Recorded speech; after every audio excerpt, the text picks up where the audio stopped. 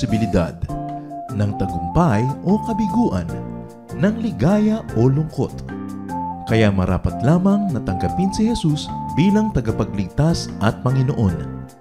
At matapos yun ay panariwain ang katapatan at paglapit sa Kanya bawat araw o day by day.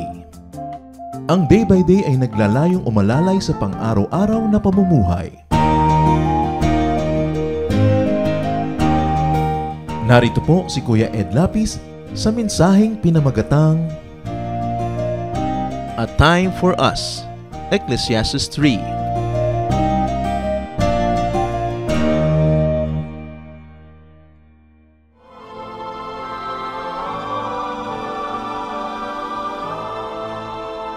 A time for us, someday there'll be when chains are torn by courage born of a love that's free.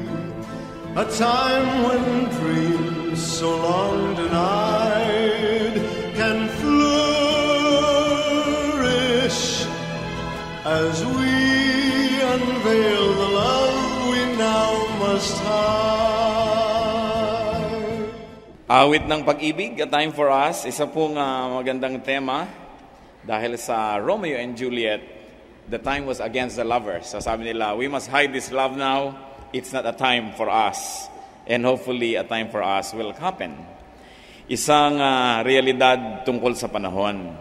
Parang sinabi nila sa sarili nila, this is not the time for us. So kailangan lay low, let's be easy, and let's not attract too much attention to ourselves. It's a good question. Is it a time for us? Is it a good time? Or what is the present time good for? Isa pong dapat tinatanong natin sa patuloy na pag-aaral natin na Ecclesiastes. At sa ngayon, sa darating na chapter, ang pamagat ng pag-aaral natin, A Time for Us. Heavenly Father, we thank you that you have time for us. That your time is always right. In fact, your timing is perfect. We ask you to give us wisdom, O God, that we may learn to value time and to understand its mystery. Patawarin niyo kami sa pagsasayang namin ng panahon at sa panahon ng aming kapwa. At nawa, Panginoon, pagalingin niyo po ang mga sugat ng aming puso. Palakasin ang aming loob. Linisin niyo po kami at na kami maging handang tumanggap na inyong mga pagpapala. Bigyan niyo nawa kami, Panginoon, ng tahimik, payapang puso at ang mga mahal namin sa buhay na di namin kasama ngayon. Hinahabilin din namin sa iyong mapagpalang kamay. Panginoon, pagpalain niyo rin po sila. Ilayo niyo kaming lahat, magkakasama man kami o hindi, sa gawa ng mga masasamang tao at masasamang espiritu. Palakasin niyo po ang aming katawan, buksan ang aming mata, ang aming tainga, na isaming tumanggap ng pagpapala mula sa inyo. Kayo po ang maging tunay na tagapagsalita, O Diyos. Gamitin niyo lang inyong lingkod. At nawa, ang inyo pong mga diwa, ang isang mga ibabaw. We ask you, Lord, you have given us free will, but we surrender that will to you now. And we ask you, let your will be done. Protect us as we gather in your most holy presence. Lead us. Glorify only yourself. In the name of Jesus our Lord, we pray. Panahon. Babasahin po natin ang chapter 3 ng Ecclesiastes. At babasahin ko po mula sa Contemporary English Version, Ecclesiastes 3, verses 1 to 8. Everything on earth has its own time and its own season. There is a time for birth and death, planting and reaping, for killing and healing, destroying and building, for crying and laughing, weeping and dancing, for throwing stones and gathering stones, embracing and parting. There is a time for finding and losing, keeping and giving, for tearing and sowing, listening and speaking. There is also a time for love and hate, for war and peace. And may the Lord add wisdom to the reading of these mysterious and beautiful words. So what was Solomon's summary about time and life's activities? That there is a time and space for all the extremes of life and everything else in between.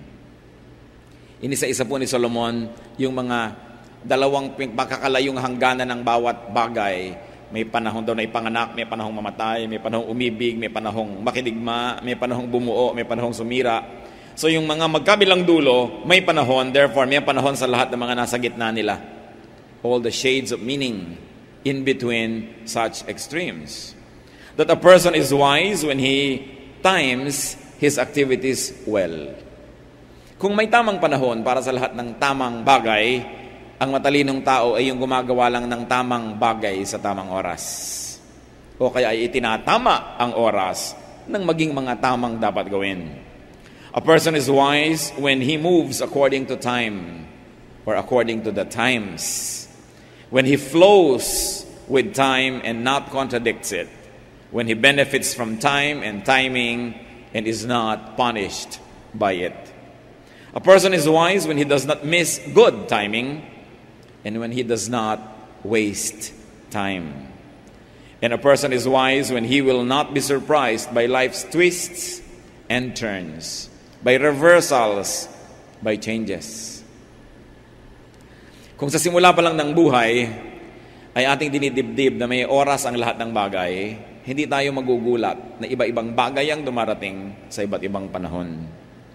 At hindi tayo mawawala ng direksyon, ng pag-asa, ng lakas kung naiiba man ang mga bagay, sapagkat sinabi na bawat bagay ay may panahon, therefore sa bawat panahon ay may bagay, kaya sa pagpapalit at pag-usad ng panahon, magkakapalit-palit ang mga bagay.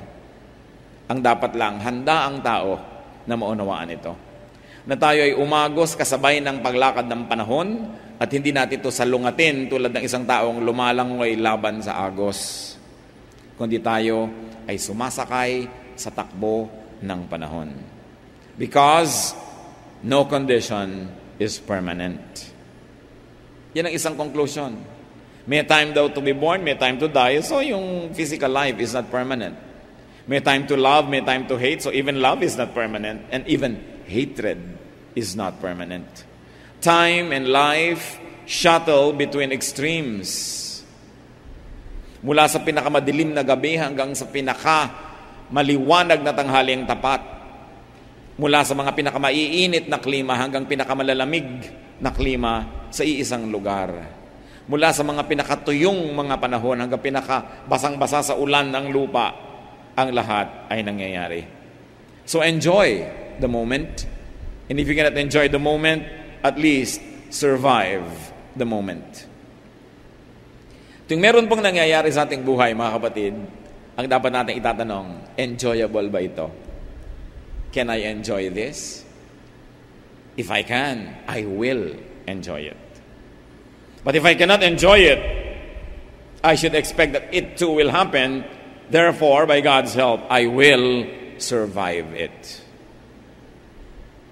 So, ikinakasal ka, enjoy na enjoy ka. Ngayon, naghiwalay kayo, you will survive it.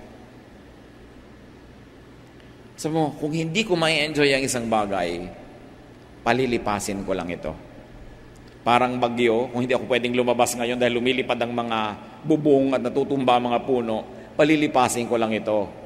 Mas malakas ang bagyo, mas mabilis dumaan, mas madaling matapos.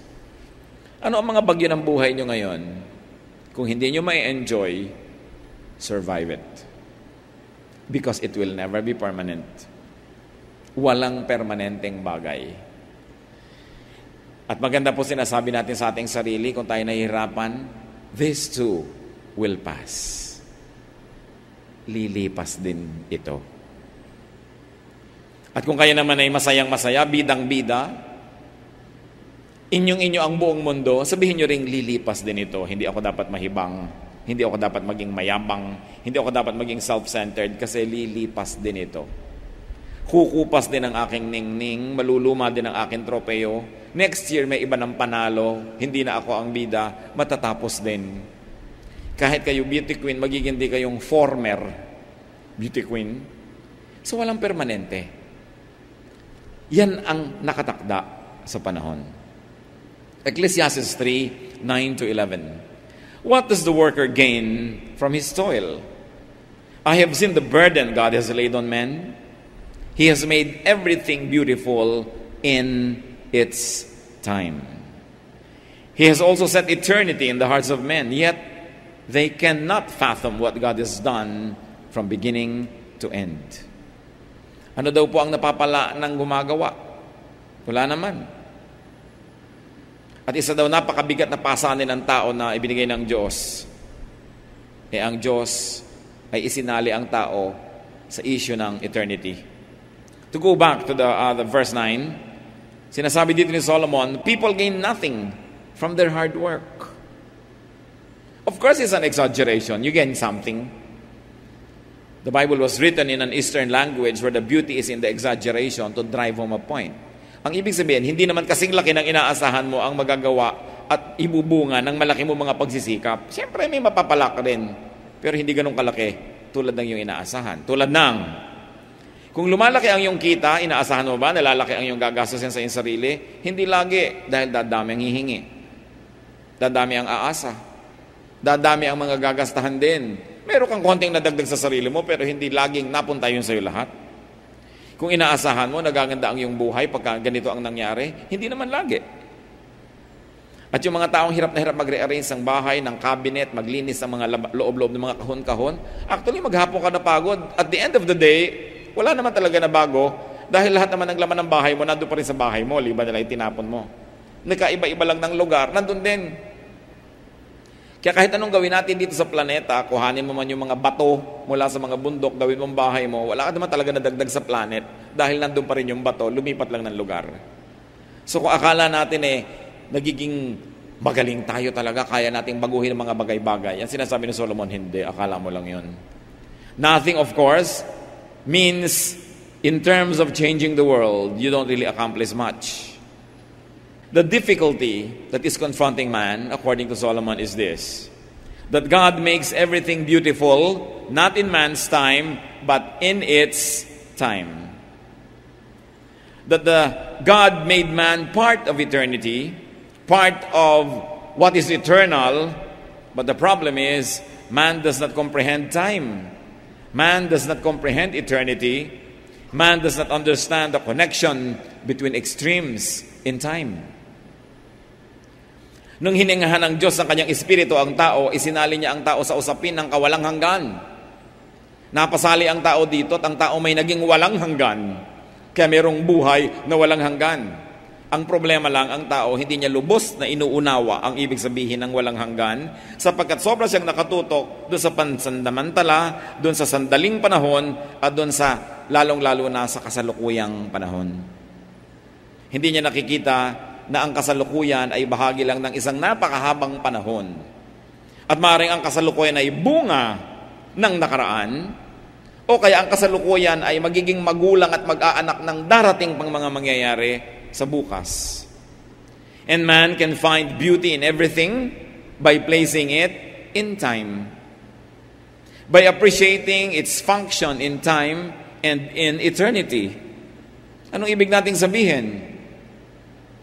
Sa sandali na tayo nagdurusa, akala mo napakapangit ng oras na yon. Pero pag tumagal ang panahon, minsan binabalikan mo yung pagdurusa mo. Nung nagdusa ako naging tao. Nung nagdusa ako tumibay. Nung nagdusa ako nagkaroon ng pag-ibig sa aking kapwa. Nung kunaunawaan ng Diyos. Yung pala, suffering is not just suffering because suffering in time produces endurance. Pag yun lang suffering ang tiningnan mo, ayaw mo talaga nun, pero hindi mo kailangang ihiwala yon doon sa pinagmulan niya at sa pupuntahan niya. At pag tiningnan mo the beauty of this everything in its time, then you will not find things to be ugly. That suffering is difficult at the moment, but it produces humility. And humility is going to add a lot of dimension to your life. That suffering produces softness and kindness. If you will permit time to temper your experience. Marami pa po mga halimbawa ng isang bagay na habang nangyayari parang hindi maganda, pero pag i-relate na natin dun sa mga darating pang mga panahon at sa mga nangyaring panahon, nagiging maganda.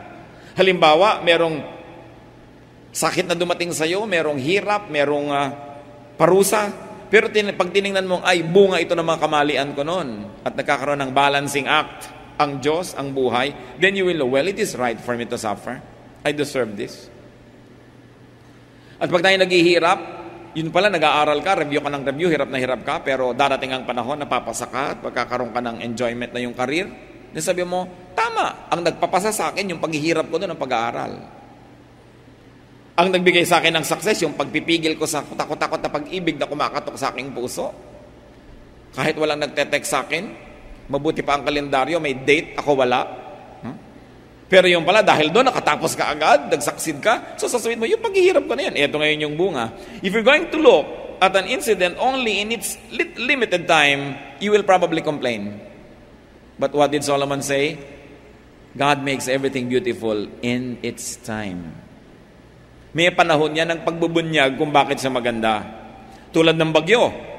Parang pangit pagka lumilipad ang bubong mo, nababasa ka o lumulubog ka sa baha. But storms renew, refresh, and restore the earth. Yung mga mahihinang mga sanga na lalaglag, napuputol para mapalitan ng bago, at yung mga punong mahihina na hindi naman dapat silang nandoon, nabubunot.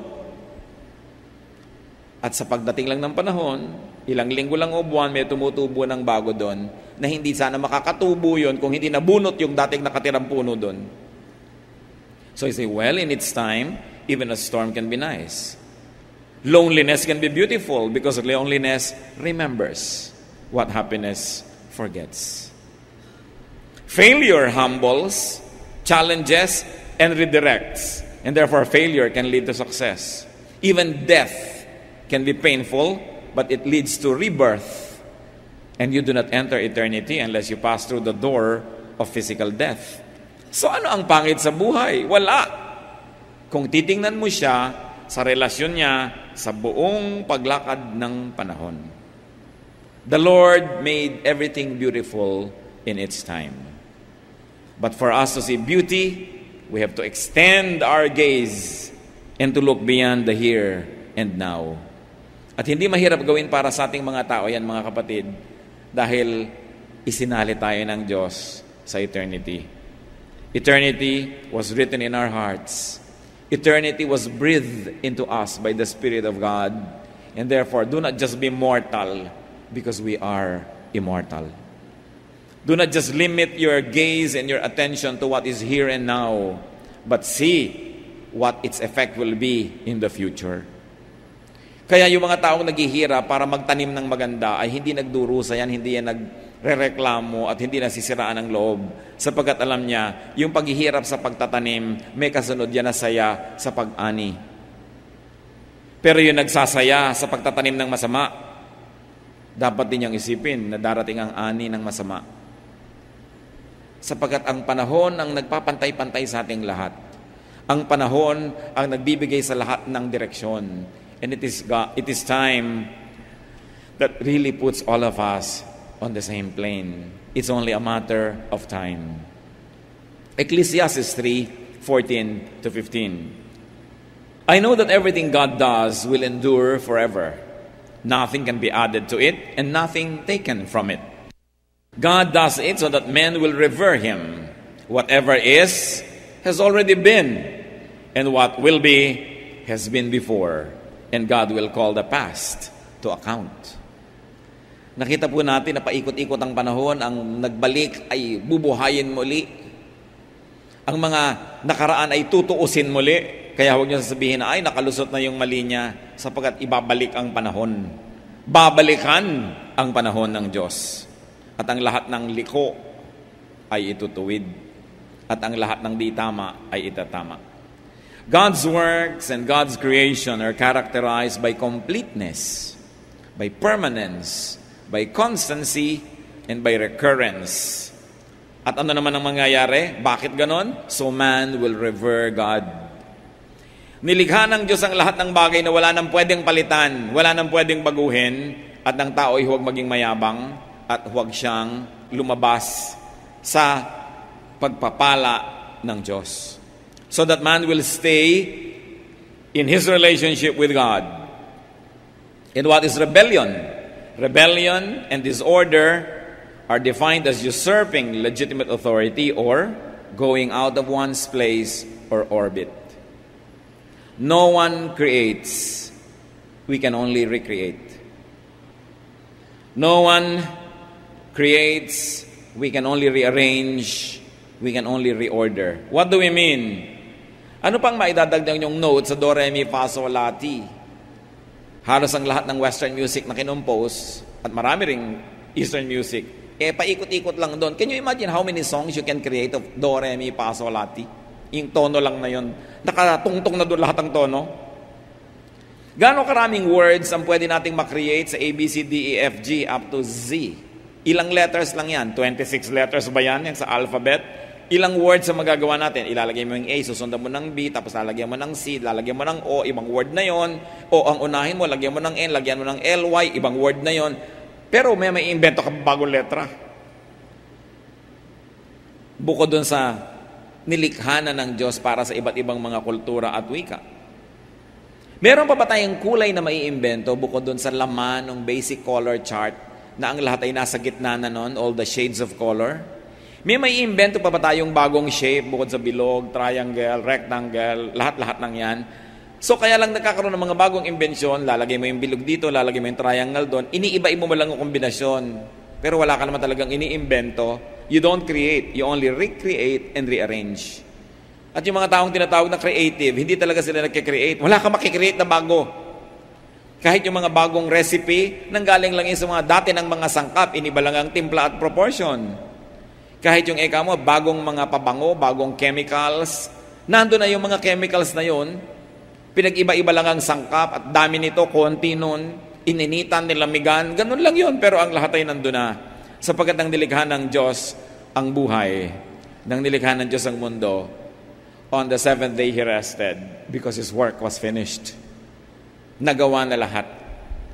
Kaya ang mahalaga ngayon ay dahil sa ating pag-iisip, pananalangin ay bumubukas ang maraming mga bintana ng ating kaisipan at nakikita natin yung nandun na dati pero hindi natin nakikita dati. And that is what you call enlightenment, realization. Lahat ng karunungan ay nandyan na. Ang tanong lang ay, alam mo ba yun o hindi? At paano mo kinocombine ang karunungan para gumawa ka ng isang buhay? Napakahalaga. But nothing is, and nothing can be new beyond God's original creation. Mga sama-sama at sari-saring observation ni Solomon na isa-isa rin nating sinusuri sapagkat sunod-sunod na lumabas doon sa chapter na binabasa natin. Kuminsan related sila sa isa't isa, malinaw ang relasyon, kuminsan man hindi. Pero may relasyon din yan kung ating aarokin. Ecclesiastes 3:12-13. I know that there is nothing better for men than to be happy and to do good while they live, that everyone may eat and drink and find satisfaction in all his toil. This is the gift of God.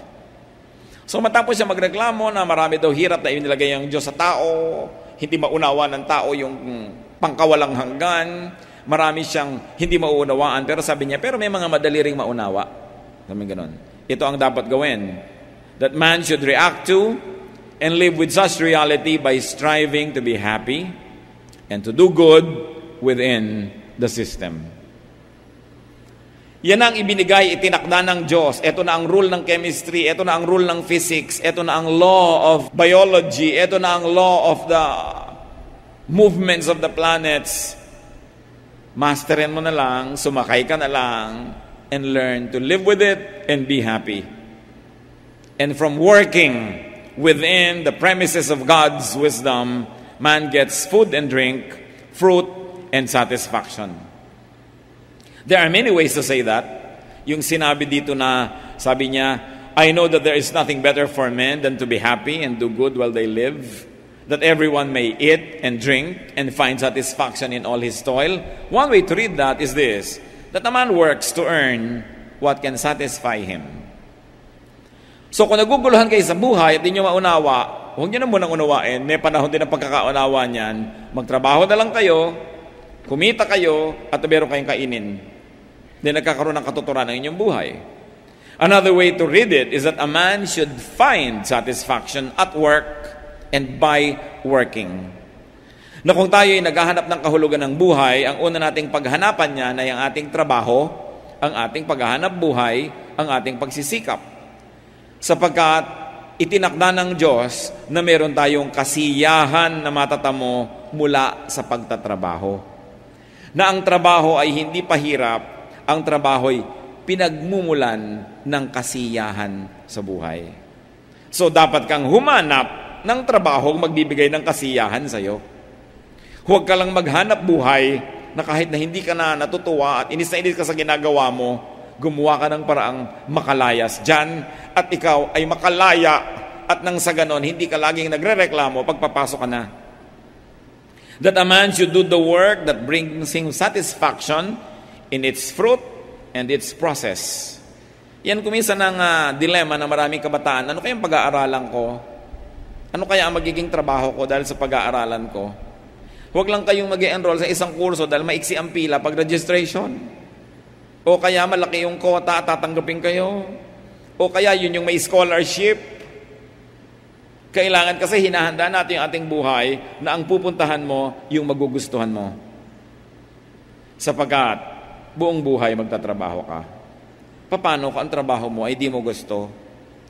Siguro paminsan-minsan, just to survive, pampamatid gutom, pwede mong patulan ng mga trabaho hindi mo masyadong gusto, pero mag-isip-isip ka kapatid na huwag kang mamalagi doon, gumawa ka ng paraang makalaya sapagkat hindi ka nalikha ng Diyos para torturin habang nagtatrabaho. Dahil ang trabaho ibinigay ng Diyos to be enjoyed. Kaya sabi niya, 6 days you should work. Not to torture you, but so that you derive pleasure from what you do.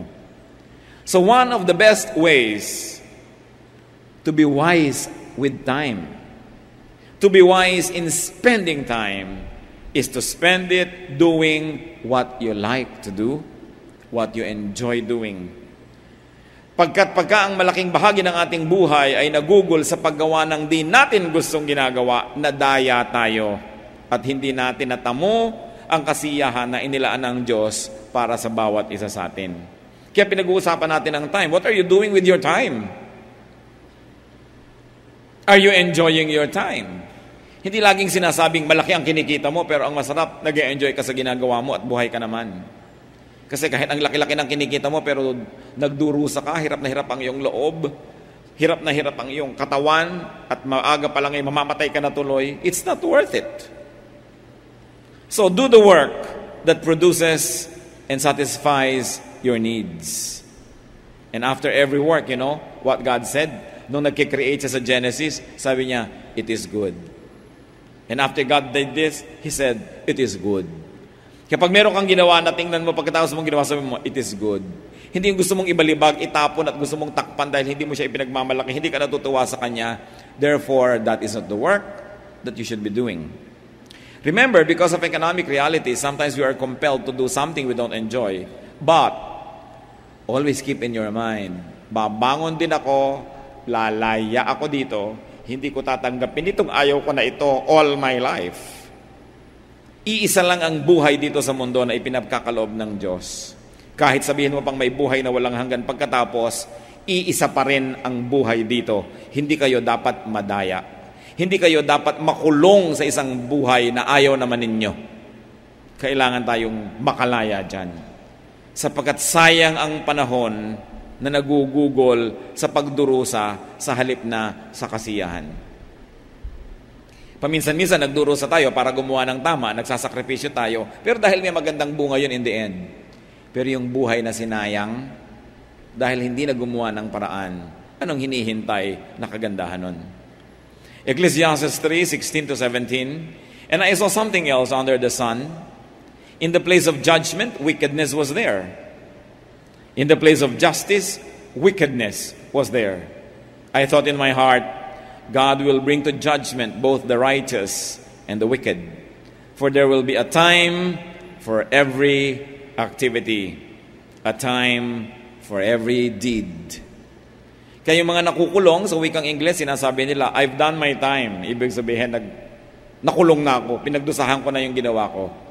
Sabi ni Solomon, kahit nakikita ko na napakaraming mga kasamaan na nangyayari, maraming mga kalapastanganan, at maraming kamalian, alam ko rin, ang lahat ng ito, babalikan, susuriin, at bibigyan ng hatol. Kaya kung tayo may ginagawang mali, akala natin nakakalusot na tayo, hindi yun totoo. May review ang case. Meron kakaroon ng retrial and hearing. Kahit sa biglang tingin, parang absuelto ka na sa iyong ginagawang mali, babalik ang panahon. And you know, God has all the time in eternity. Ay, kahit isa-isahin niya tayo lahat, may oras siya. At may oras ang lahat ng bagay. Kaya mabuti ng mga kapatid, gumagawa ka ng mabuti kasi habang dumadaan ang panahon, natutuwa ka dahil darating na rin yung panahon ng review, darating yung panahon ng trial and hearing, at muling mabubuklat ang mga mabuti mong ginawa. Kesa sa habang dumadaan ang panahon, natatakot ka na magkabuklatan dahil meron kang dapat itago. Yung gumagawa ng mali, isa pa yan na pagsasayang ng panahon. Bakit po? Ipinahihiram ang panahon sa atin. Sabi sa Bible, a man's life is 70. So 320 years, meaning 60, and 10, meaning 70. Sabi, ang normal na buhay, kung tutuusin, 70 years. Although hindi lahat umaabot doon, at meron namang hindi lahat ay nagwawakas doon, lumalampas pa, pero hindi ka naman siguro magiging 170. So pwede ka maging 80, 90, 95, 99, tama na. Gusto pa mag 100. Pero ang point, maiksi pa rin yun. What is life? Life is only a tiny dot in an otherwise unending line of time, of eternity. Pero dito lang sa maikling buhay na ito tayo, may pagkakataong gumawa ng mali o tama. Dito lang tayo may pagkakataong magtanim para doon sa darating na panahon. Dito lang tayo may pagkakataon na gumawa ng mga bagay na re-reviewin habang panahon. In other words, the record and status we will have in eternity is determined by these few days that we're here. So ang paggawa ng mali ay pagsasayang ng pagkakataon. Dahil pagkakataon na ang bawat oras para pataasin ang ating kalagayan, yung score natin, kung gusto niyong sabihin na score, para pagandahin ang itinatanim natin. Tapos magtatanim ka pa ng pangit, bubuklatin din naman yan, sinayang ang panahon. Kaya dapat lagi, sinasabi natin, I like to respect time. I will do the maximum good I will do and I can do because my life is short. And only this side of eternity will I be able to invest for the other side. Pag nandun ako, tapos na yun. Yung performance ko dito sa earth, yun na yun forever. Hindi na kayang palitan. Parang kung ano yung performance nyo nung elementary, hindi nyo na mapapalitan, yun talaga yung grade nyo. Kung anong performance nyo nung college, yun na talaga, hindi na kayang palitan kahit ano pang gawin mong pagsisirko-sirko. So, yung performance natin dito sa mundong ito, yun na yun. So don't waste time. Solomon observed that there is much injustice and wickedness in life. And he concluded that even injustice and the unjust, even the wickedness and the wicked will have their end and will have God's judgment, all in its time. Natatandaan ko si Julie Andrews sa pelikulang The Sound of Music na naging sikat noong mga 60s and for a long, long time became a classic. Na merong mga magagandang bagay na nangyayari sa kanyang buhay at sabi niya sa kanyang kanta, hindi niya maintindihan kung bakit. Sabi niya, somewhere in my youth or childhood, I must have done something good. Kung bakit ako umaani ngayon. At kung minsan man umaani tayo ng pakla, ng pait, ng mga hindi magagandang bunga, baka may ginawa rin tayong mali. Kasi lahat ng ginagawa natin naka-register. And whenever you do something wrong or something right, you actually turn on a machinery that never stop working like a factory until its product comes out at the end. So pag may ginawa kang mali, i-on mo ang isang makinarya, meron niyang gagawing produkto, hindi yan titigil hanggang hindi lumalabas yung bunga at aanihin mo yun doon sa dulo. Pag may ginawa ka ring tama, aandar din yung makinarya na yan at meron ka ring aanihin. Kahit kailan, hindi pinagsisisihan ang paggawa ng mabuti. Sa katunayan, ang paggawa ng mabuti ang pinakamatalinong paraan ng paggugol ng panahon. Ecclesiastes 3:18-21, I also thought, as for men, God tests them so that they may see that they are like the animals. Man's fate is like that of the animals. The same fate awaits them both. As one dies, so dies the other. All have the same breath. Man has no advantage over the animal. Everything is meaningless. All go to the same place. All come from dust. And to dust, all return. Who knows if the spirit of man rises upward and if the spirit of the animal goes down into the earth? Iba talaga mag-isip din to Solomon. At ang binabasa natin para mga random thoughts of Solomon. Kaya kung saan niya tayo dalhin, doon naman tayo pupunta ng discussion. And Solomon's observation about men and animals is this: they are similar. That they both live and then both of them die. They both decompose and return to the ground. Sabi niya, who knows for sure what happens to each one of them after each one dies? Napakarami siguro mga application ng katotohanan na yon. One is to be humble, to be down to earth. But one very practical application, do not oppress animals. Sabi ni Solomon, pareho lang kayo mamamatay. Pareho lang kayo magiging lupa. So maging mabuti ka kahit sa mga hayop, sapagkat ang Diyos ay mabuti sa kanila. It's grounding us. It's giving us humility. It's teaching us to deconstruct our notions about our self-importance. And Solomon is saying, huwag kang mayabang. Yung daga, yung pusa, yung pagong, yung paru-paro at butiki at ikaw, pare-pareho lang tayong mamamatay. So dapat iniisip mo ang mga bagay na yan. Ecclesiastes 3:22. So I saw that there is nothing better for a man than to enjoy his work, because that is his lot. For who can bring him to see what will happen after him?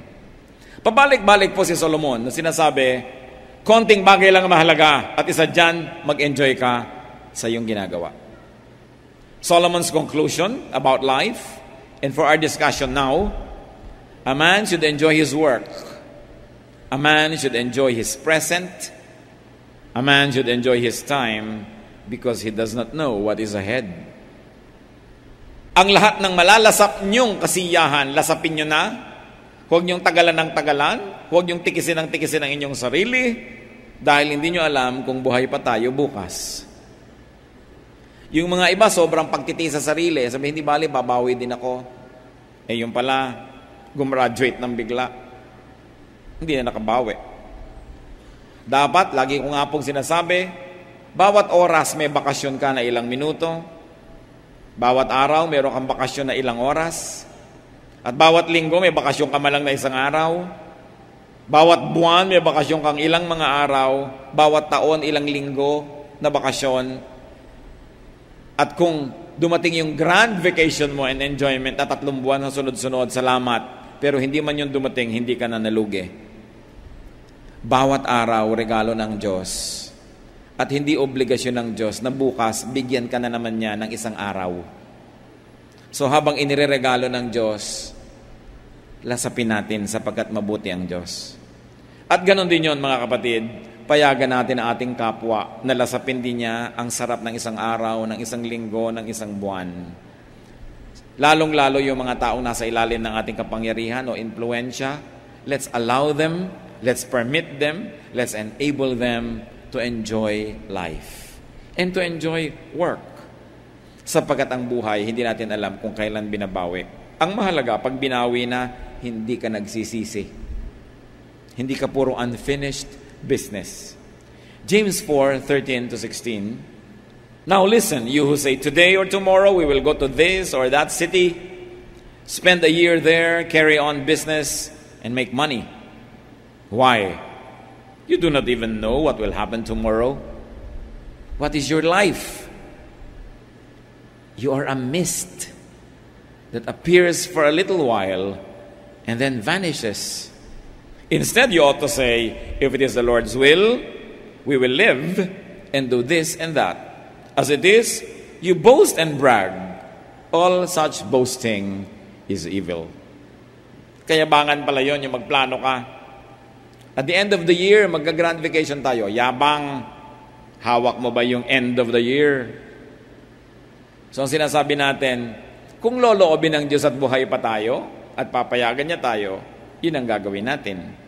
At bakit mahalaga po na laging sinasabi kong loloobin ng Diyos? Kasi naipapaalala natin sa ating sariling maaaring hindi niya loobin. Na maaaring walang bukas, tapos na. So, dapat, ginagawa natin ang mabuting dapat gawin sa iba at sa sarili, sapagkat hindi natin alam kung ano ang mangyayari bukas. 1 Corinthians 10:31. So whether you eat or drink or whatever you do it all for the glory of God. You see, you're eating, you say, I'll enjoy it for the glory of God. Because God is good to provide me with such nice food. Natutulog ka, sabi mo, I'll sleep with feelings and enjoy it.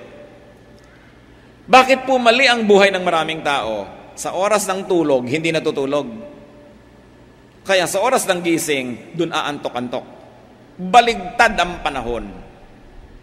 Ang gabi ginagawang araw, ang araw ay ginagawang gabi. Kaya hindi na magtama-tama ang buhay. Magpipiknik, ang dami-daming ginastos, hirap magpipiknik. May nasabi lang na mali yung asawa o yung kapatid, magtatampo na, magdadabog-dabog piknik. Panahon ng pagsasaya yun, ba't ka gumagawa ng lungkot? Kasalan, ngalngal ng ngalngal yung nanay, ayaw kasi sa magiging manugang. No? Pagkakasalan na, ayan na, mahalin mo na, tanggapin mo, dahil wala nang magagawa. Kitang-kita mo sa mga video, mukhang bakoko yung nanay. Nakaganon. Alam nyo yung bakoko, yung isdang nakasimangot? Tuloy lahat ng picture, nahihiya siyang tingnan. Pag naman nagkaapot, nagkaganyan, mahal na mahal natin yung malugang kung lumaon. Mamahalin mo rin lang, agahan mo na. Kasi hindi mo na naman maiiwasan yan. Maraming mga tao, hindi marunong mag-timing. Magtatrabaho, oras ng trabaho, lakwatsa ng lakwatsa. Oras yun ang trabaho. Naiinis at nagtatrabaho, at tanggalan mo naman trabaho, iyak-iyak. Pila na naman dito, pila dun, parang bubuyog, laging nasa beeline. Bakit hindi kung oras na ganon-ganon? Oras na masaya kayo mag-asawa ko minsan, lalabas kayo, birthday niya, birthday mo, magtatampo si babae, maghapon ng ayaw kumain, ang mahal-mahal ng pagkain, hindi makain. Oras ng kainan yun, ba't ka magmumukmok? In other words, itama-tama ang arte sa panahon. Don't spoil your fun and people's fun just because of your moods. You know, moods can be disciplined. Yang mood, arte lang yan ng tao. At mas may makapangyarihan, mas nabibili ang arte, mas dumadami yung mood. Hindi nyo ba napapansin yun? So, kailangan sabihin nun, I'll cooperate. This is a time to be happy. It's a time for loneliness, for instance. Yung iba naman, kung kailan nasa lamay, dun ngis-ngisan ng ngis-ngisan, hampasan ng hampasan. Gusto mong pandilatan na, lamay ito. Wala sa lugar. Ang mga estudyante, oras ng klase, nasaan? Nasa mall. Kaya sa oras ng graduation, nasa mall pa rin. Hindi kasali. Inuna yung saya, kaya mamaya sa panahon ng saya ng mga classmate niyang nagdusa, siya naman ang nagdudusa. Binabaligtad. Kaya natin pinag-aaralan yung Ecclesiastes, mga kapatid. Matuto lang tayong sumabay sa hinihingi ng panahon. Marami tayong mga lungkot na mawawala at marami tayong mga kasiyahan na dapat ay malalasap. Sabi, ano man ang ginagawa mo, ariin mo na yan ay regalo ng Diyos. Mahalin mo yung ginagawa mo, enjoyin mo yan. Sapagkat wala ka namang magagawa, ginagawa mo rin eh. Mayroong mga nagtatrabaho, hinahampas-hampas yung makinang ginagawa, kakainis itong ginagawa ko. Mahalin mo ang ginagawa mo at kung talagang ayaw mo yan, gumawa ka ng paraan, gumawa ng iba. Because you do not glorify God by not enjoying what you do. So sasabihin mo, hindi ko naman maiiwasan, naging kontra ko na to, gagawin ko to ng 6 months, gagandahan ko yung mood ko, gagandahan ko yung trabaho ko, at ituturing kong ginagawa ko ito para sa Panginoon. At pag ginawa natin yon, mga kapatid, kung sa una man ay ayaw nyo, siguradong mapagpapala tayo at makakakita kayo ng kasiyahan. Colossians 3:23, whatever you do, work at it with all your heart, as working for the Lord, not for men. Sa biglang tingin at nakakadaya, akala natin we are working for men kasi may supervisor, kasi may manager, kasi may mga amo tayo na nagbibigay sa'yo ng parusa o gantimpala. Pero hindi naman talaga sila ang umimbento ng trabaho. Ang Diyos ang umimbento. Nung creation, sabi niya, 6 days you shall work. You will always work because that is how I will bless you through your work. That's how you will find value. That's how you will create wealth. That's how you're going to be amused and entertained. That's how you're going to be fulfilled. You're going to work. So whatever work you find to do it as unto the Lord. Then you will never waste time. Aming Diyos, salamat sa mga paalala niyo sa amin. Kung meron po kami mga pagkukulang sa panahon, ituro nyo sa amin. Kung may mga tama kaming dapat gawin na hindi namin nagagawa, imulat nyo po kami. At kung meron naman kaming maling ginagawang dapat ay tigilan, turuan nyo rin po kami. O kaya, Panginoon, kung meron kaming ginagawa na wala sa panahon, matuto po kaming maghintay. Lord, this is something that we cannot teach one another, but only you can teach us. Correct timing. Teach us. Teach us. Patuloy tayong magbulay-bulay. Siyasatin natin kung meron ba tayong dapat ginagawang di natin ginagawa, o kaya may hindi dapat gagawin na ginagawa naman. Tama ba ang bilis natin o sobrang bagal? Is what we are doing being done at the right time?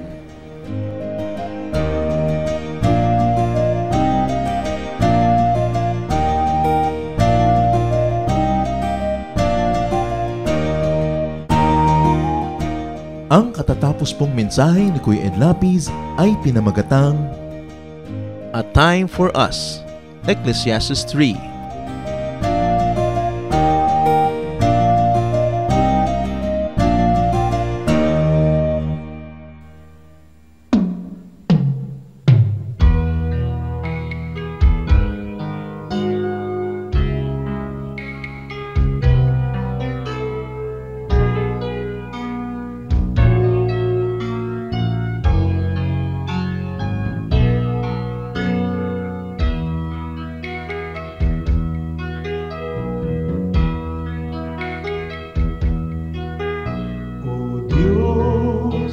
Dalangin ko'y iyong tanggapin,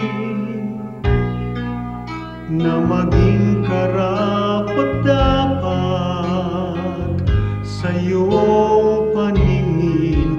Kung may pag-aalinlangan, ang aking paniwalaan ay ikaw.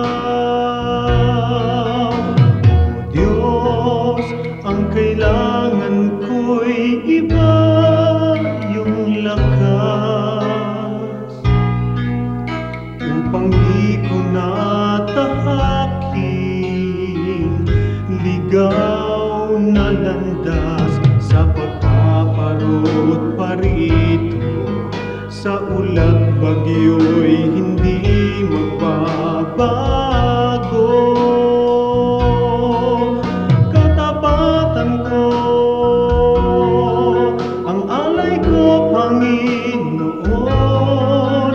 Katapatan ko sa'yo'y panghabang panahon. Kahit minsan na tiwala ko'y di kukupas, katapatan ko panatiliin mong wagas.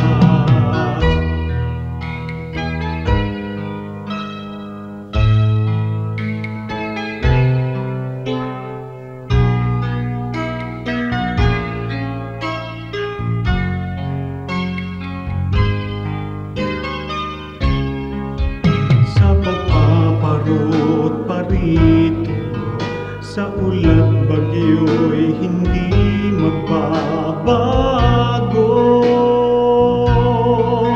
Katapatan ko, ang alay ko, Panginoon.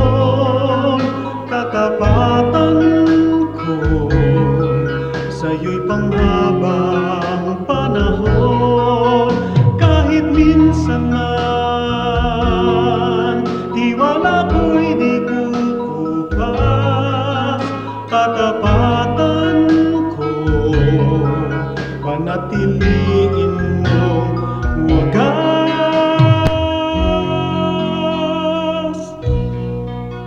Panatiliin mong wagas.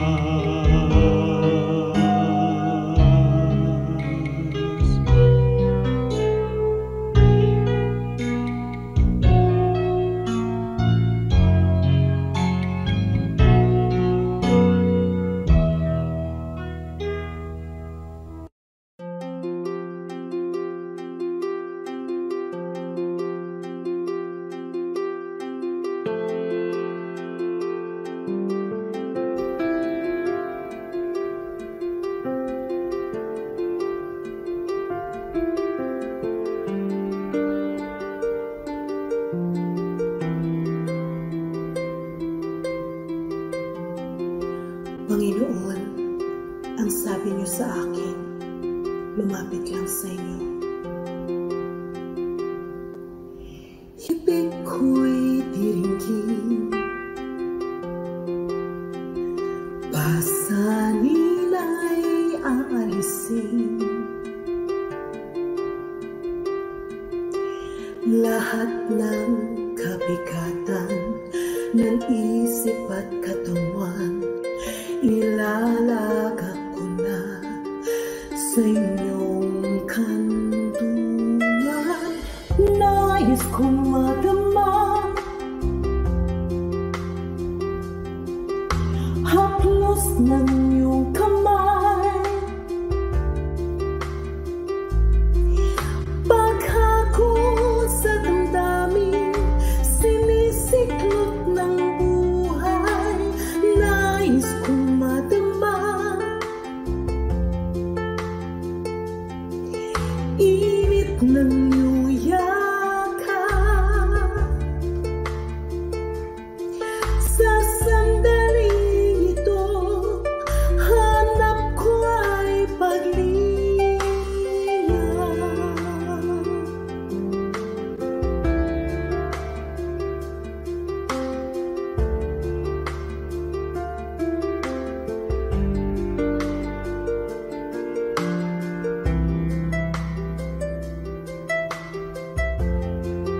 Panginoon, tinatanggap ko po ang inyong paanyaya. Dito sa piling niyo, nais kong magpahinga.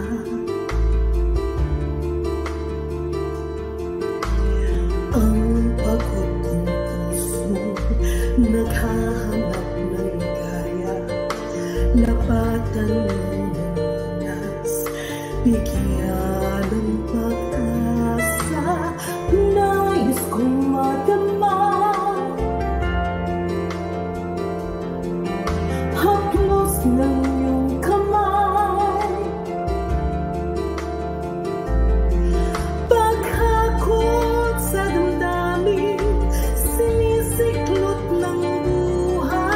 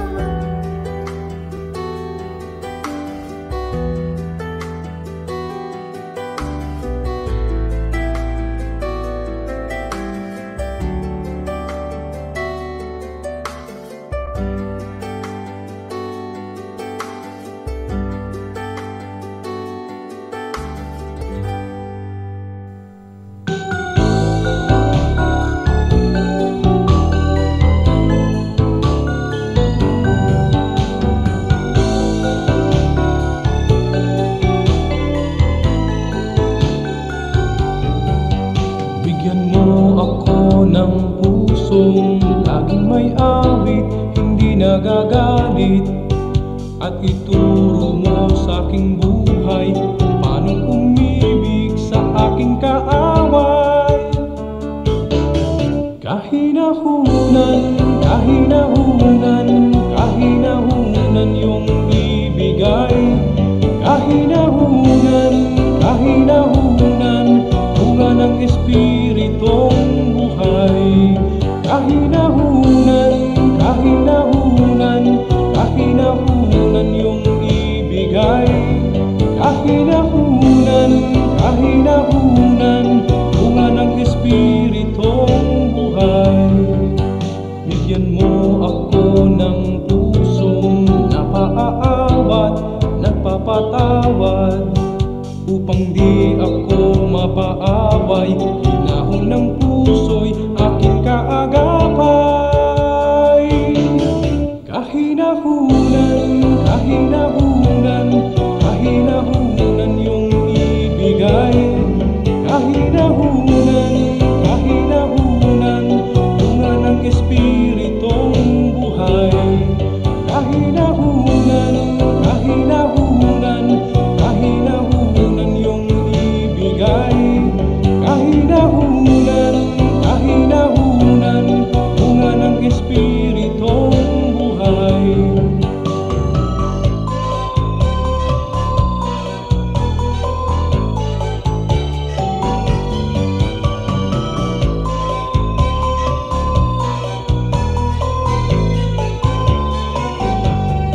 Kahinahunan, kahinahunan, kahinahunan yung ibigay.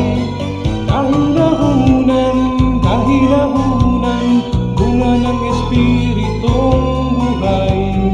Kahinahunan, kahinahunan, kahinahunan yung ibigay.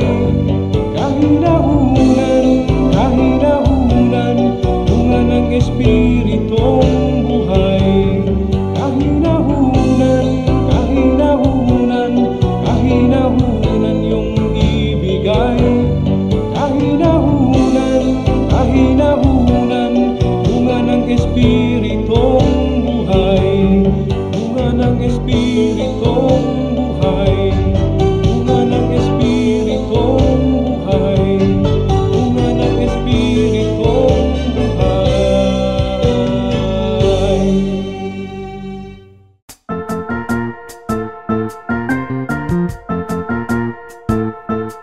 Oras na po para pansamantalang magpaalam ang programang Day by Day. Tayo po'y magsama-sama tuwing ika-6 hanggang ika-7 ng umaga, araw-araw. Magandang umaga po at mabuhay ang Panginoong Hesus!